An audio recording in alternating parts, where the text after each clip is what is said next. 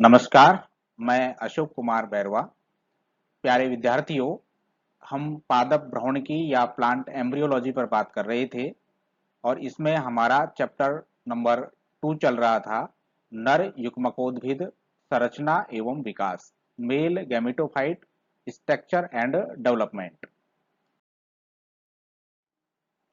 Mail gametophyte structure and development, इसमें पूर्व के वीडियो में हम लघु बीजाणु जनन या माइक्रो स्पोरोजेनेसिस यहां तक हम देख चुके हैं। इससे आगे आज हम दो टॉपिक देख रहे हैं, स्ट्रक्चर ऑफ माइक्रोस्पोर या पोलन ग्रेन्स, एंड सेकंड जो टॉपिक है वो है डेवलपमेंट ऑफ मेल गैमेटोफाइट। अब हमारा टॉपिक नंबर 5 आता है, लघु बीजाणु या परागकण की संरचना, स्ट्रक्चर ऑफ पोलन ग्रेन। पूर्व के वीडियो में हमने देखा कि लघु बीजाणु जनन की प्रक्रिया के द्वारा लघु बीजाणु मात्र कोशिका में अर्धसूत्री विभाजन से 4 लघु बीजाणु का निर्माण होता है और ये जो चारों लघु बीजाणु हैं वो चतुष्क के रूप में विन्यासित रहते हैं। चारों लघु बीजाणु कैलोज परत के द्वारा आपस में जुड़े हुए होते हैं। टेपिटम की जो कोशिकाएं हैं उनसे कैलेज एंजाइम निकलता है जो कैलोज परत का विघटन कर देता है, जिससे ये चारों लघु बीजाणु हैं वो अलग अलग हो जाते हैं और इनको हम पोलन ग्रेन या परागकण कहते हैं। अब एक जो परागकण है उसकी संरचना जब हम देखते हैं तो उसमें क्या क्या चीजें मिलती हैं, किस तरीके से इसकी संरचना होती है, वो हमको इसमें देखनी है।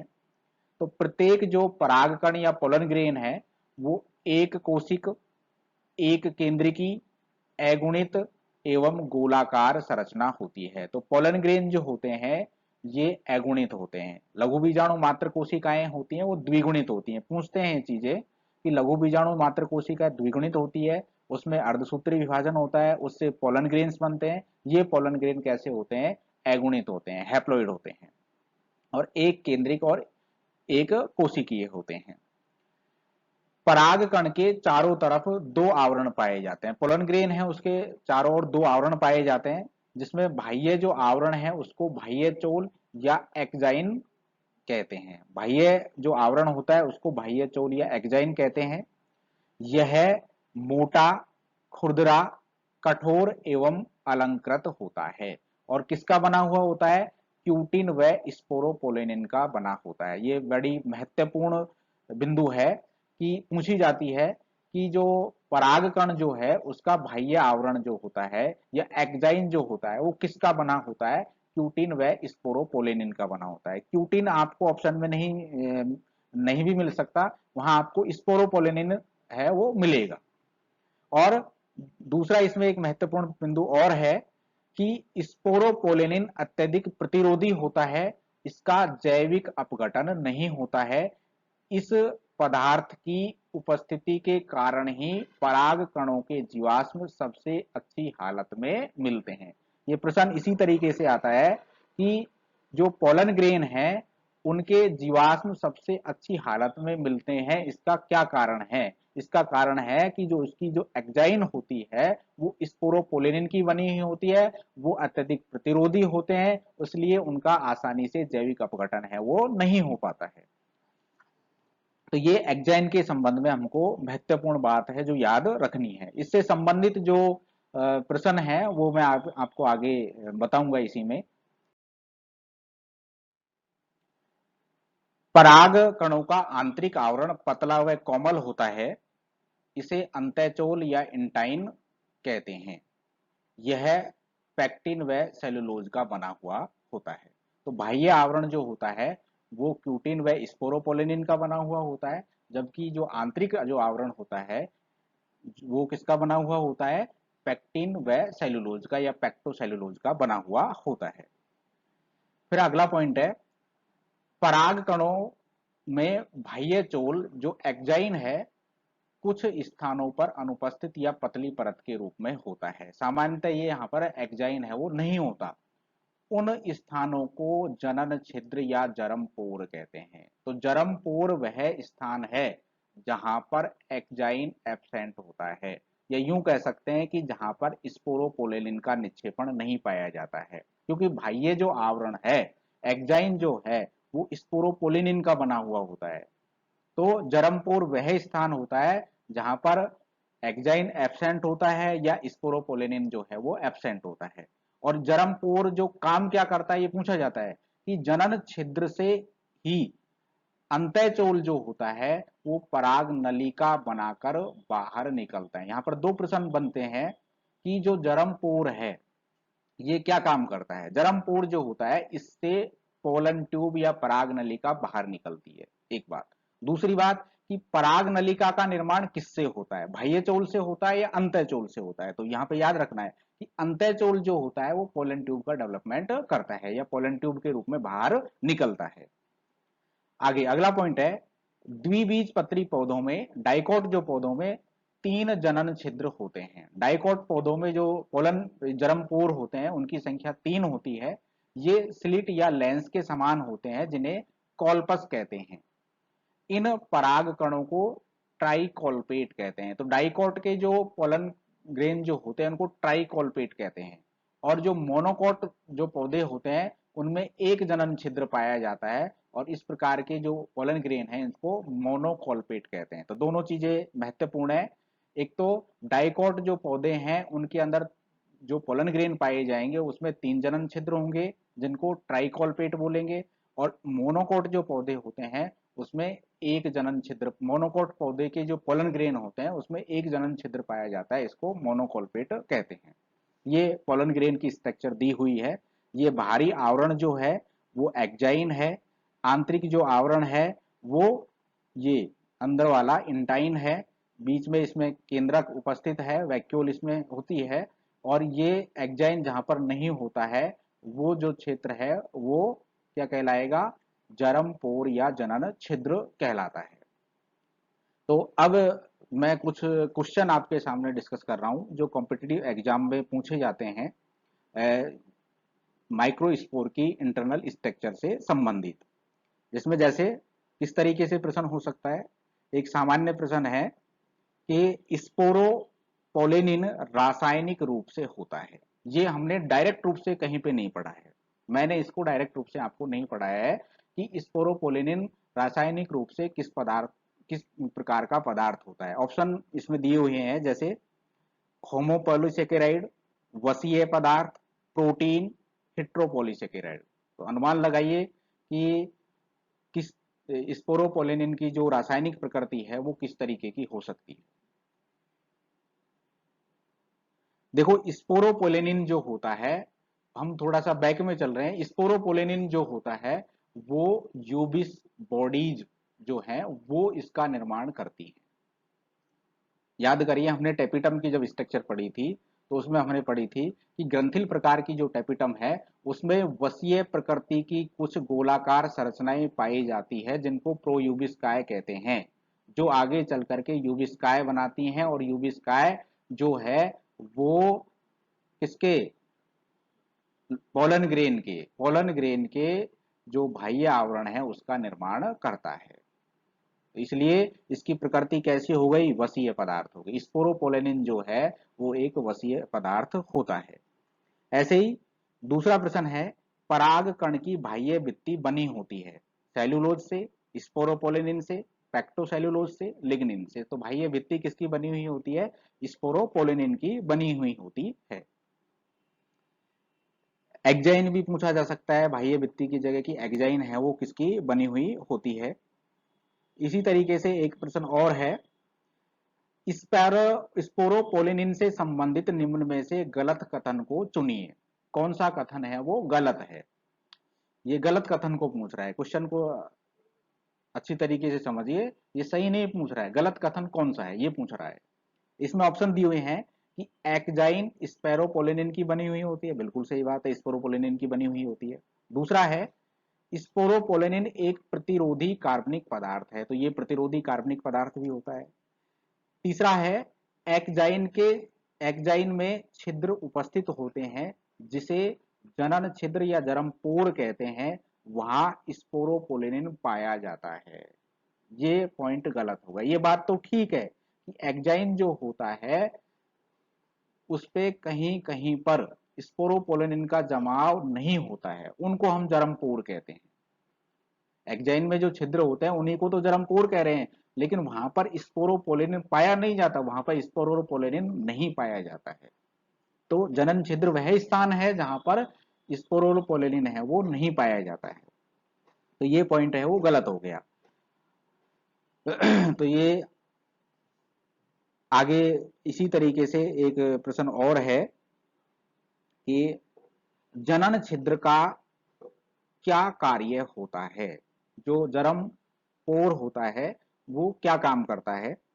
मूलांकुर का निकलना होता है इससे, बीजांकुरण हेतु जल का अवशोषण करना होता है इससे, पराग नलिका का प्रवर्तन करना होता है, नर युग्मकों को बाहर आने देता है। ये तो इसका जो काम होता है वो पराग नली का है, उसका प्रवर्तन करने का। पराग नली है वो इससे बाहर निकलती है। तो इसका ऑप्शन उत्तर है वो ये हो जाएगा।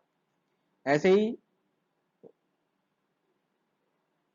चलिए इसमें इससे संबंधित और जो प्रश्न है वो हम आगे देखेंगे।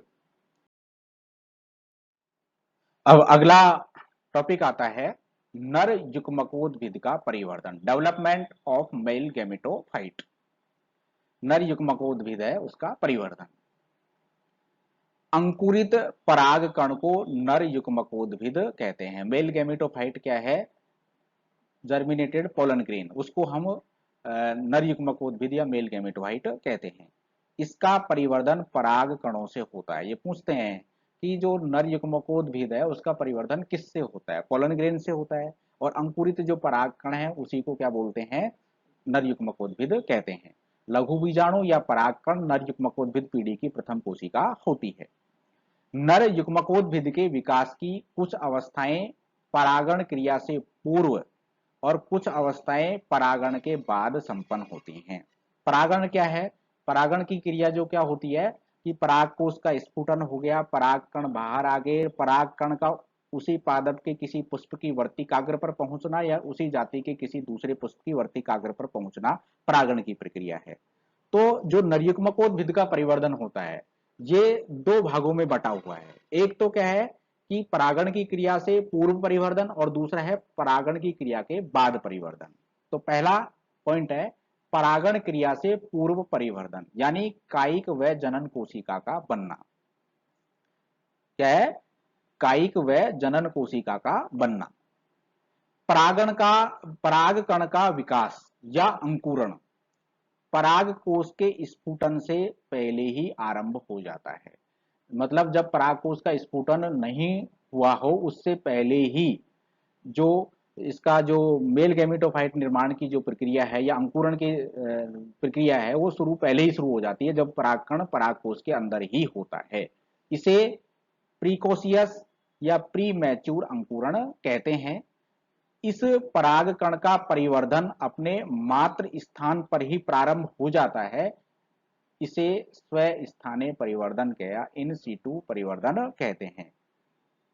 तो ये बात क्लियर हो गई कि जो परागकण पूर्व की जो क्रिया है वो पराग कोश के अंदर ही हो रही है जब पराग कोश फटा नहीं है।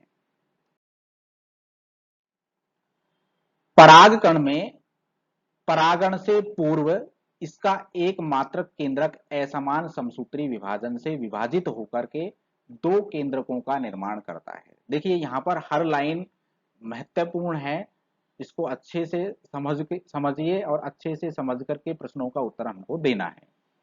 तो जो पोलन ग्रेन्स जो होता है उसमें शुरुआत में एक केंद्रक होता है, उस एक केंद्रक के अंदर असमान समसूत्री विभाजन होता है जिससे दो केंद्रकों का निर्माण होता है।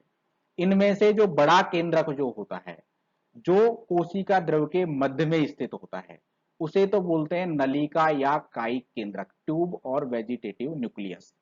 पोलन ग्रेन का केंद्रक है उसका असमान समसूत्री विभाजन हुआ, उससे दो केंद्रक बने, एक बड़ा केंद्रक बना एक छोटा केंद्रक बना। बड़ा केंद्रक जो बनता है वो कोशिका द्रव के लगभग बीच में होता है, उस केंद्रक को तो क्या बोलते हैं, नलिका या कायिक केंद्रक कहते हैं, ट्यूब और वेजिटेटिव न्यूक्लियस कहते हैं।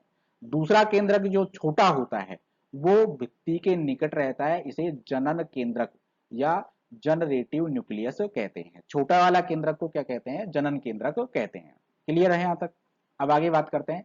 कुछ समय पश्चात दोनों केंद्रकों के चारों ओर कोशिका द्रव्य घना होकर विभाजित हो जाता है। अब दोनों केंद्रकों के चारों ओर क्या है? कोशिका द्रव्य है वो इकट्ठा होने लगता है, जिससे दो असमान आकार की कोशिकाओं का निर्माण होता है। दो असमान आकार की जो कोशिकाएं हैं वो बन जाती हैं। पहले शुरुआत में एक केंद्रक है, अब यहाँ पर ये दो केंद्रक इससे बन गए। ये छोटा केंद्रक है और ये बड़ा केंद्रक है। बड़ा केंद्रक लगभग मध्य में होता है, जिसको वेजिटेटिव सेल्स कहते हैं। वेजिटेटिव न्यूक्लियस है। जब इसने कोशिका द्रव्य चारों ओर इकट्ठा कर लिया तो अब ये सेल बन गया। और दूसरा जो केंद्रक है वो जनरेटिव जो न्यूक्लियस है। छोटी कोशिका जिसमें छोटा केंद्रक उपस्थित होता है उसे जनन कोशिका कहते हैं, और बड़ी कोशिका जिसमें बड़ा केंद्रक उपस्थित होता है उसे कायिक कोशिका कहते हैं। शीघ्र ही जनन कोशिका है वो परागकण की भित्ति से अलग हो जाती है तथा नलिका कोशिका के कोशिका द्रव्य में स्वतंत्र रूप से तैरने लगती है। तो थोड़ी देर बाद में क्या होता है, अगले स्टेप में ये जो जो जनन कोशिका है ये कायिक कोशिका का जो कोशिका द्रव्य है उसमें तैरने लग जाती है। तो यहाँ तक बात क्लियर है कि पोलन ग्रेन्स में एक केंद्रक होता है, उस केंद्रक में असमान समसूत्री विभाजन होता है। असमान समसूत्री विभाजन से दो केंद्रक बनते हैं, एक बड़ा केंद्रक बनता है, एक छोटा केंद्रक बनता है। बड़ा केंद्रक जो बनता है उसको नलिका या कायिक केंद्रक, ट्यूब और वेजिटेटिव न्यूक्लियस कहते हैं। छोटा केंद्रक बनता है उसको जनन केंद्रक या जनरेटिव न्यूक्लियस कहते हैं। ये दोनों केंद्रक अपने चारों ओर साइटोप्लाज्म इकट्ठा करते हैं, और जिस कोशिका द्रव्य के अंदर कैसा बड़ा केंद्रक होता है वो कायिक कोशिका या नलिका कोशिका होती है, जिसमें छोटा केंद्रक होता है उसे जनन कोशिका कहते हैं। कुछ समय बाद में जो जनन कोशिका है वो भित्ति से अलग होकर के जो जनन कोशिका है उसके कोशिका द्रव्य है, जनन कोशिका है वो नलिका कोशिका के कोशिका द्रव्य में तैरने लगती है। तो ये यहां तक बात क्लियर है। अब आगे बात करते हैं। कायिक व जनन कोशिकाओं के केंद्रकों में डीएनए की मात्रा तो समान होती है। जो कायिक कोशिका और जनन कोशिका है दोनों कोशिकाएं आकार में तो बड़ी और छोटी होती हैं, तो इनमें डीएनए की मात्रा तो समान होती है, लेकिन कोशिका द्रव्यों में आरएनए की मात्रा भिन्न भिन्न होती है। कोशिका द्रव्य की अधिकता के कारण कायिक कोशिका में आरएनए की मात्रा अधिक होती है। क्लियर? अगला पॉइंट है, सामान्यतः परागकण इस द्विकोशिकीय व द्विकेंद्रकीय अवस्था में परागकोश से मुक्त होते हैं। ये प्रश्न पूछा जाता है कि जो परागकोश है वो मुक्त होते हैं द्विकोशिकीय व द्विकेंद्र। दो कोशिकाएं हैं, दो केंद्रक हैं, एक तो कायिक कोशिका है, दूसरी जनन कोशिका है, और दो केंद्रक हैं, उनके दोनों के अंदर दो केंद्रक उपस्थित हैं। तो परागकोश से जो परागकण जो होते हैं जो मुक्त होते हैं, सामान्यतः इसलिए क्योंकि 70% में यह अवस्था होती है, 30% में तीन कोश की अवस्था होती है। तो द्विकोश की अवस्था और द्विकेंद्र की अवस्था में परागकण है वो मुक्त होते हैं। परागण की क्रिया के दौरान परागकण 70% एंजियोस्पर्म में दो कोशिकीय अवस्था में, दो कोशिकाएं जो हमने ऊपर पढ़ी थी उस अवस्था में मुक्त होते हैं, तथा 30% में तीन कोशिकीय अवस्था में मुक्त होते हैं। दो कोशिकीय अवस्था से जो तीन कोशिकीय अवस्था बनती है वो आगे हम देखेंगे किस तरीके से, कि जनन जो कोशिका बनी है ये दो भागों में विभाजित हो जाएगी आगे चल करके, तो टोटल तीन कोशिकीय अवस्था हो जाएगी। तो 30% जो एंजियोस्पर्म पौधे हैं उनमें तीन कोशिकीय अवस्था में मुक्त होते हैं, अधिकतर में दो कोशिकीय अवस्था में मुक्त होते हैं।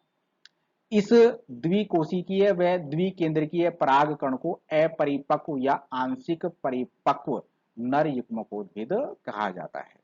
ओके, तो यहाँ पर ये एक पोलन ग्रेन की स्ट्रक्चर दी हुई है, यहाँ दो कोशिकाएं बन गई, और यहाँ पर जो ये जनन कोशिका है भित्ति से अलग होकर के नलिका कोशिका या कायिक कोशिका है इसके कोशिका द्रव में तैर रही है। और इस दो कोशिकीय अवस्था, एक कौन सी कोशिका है? नलिका कोशिका, दूसरी जनन कोशिका है। इस दो कोशिकीय अवस्था में सामान्यतः जो परागकण जो है वो परागकोश से मुक्त होते हैं।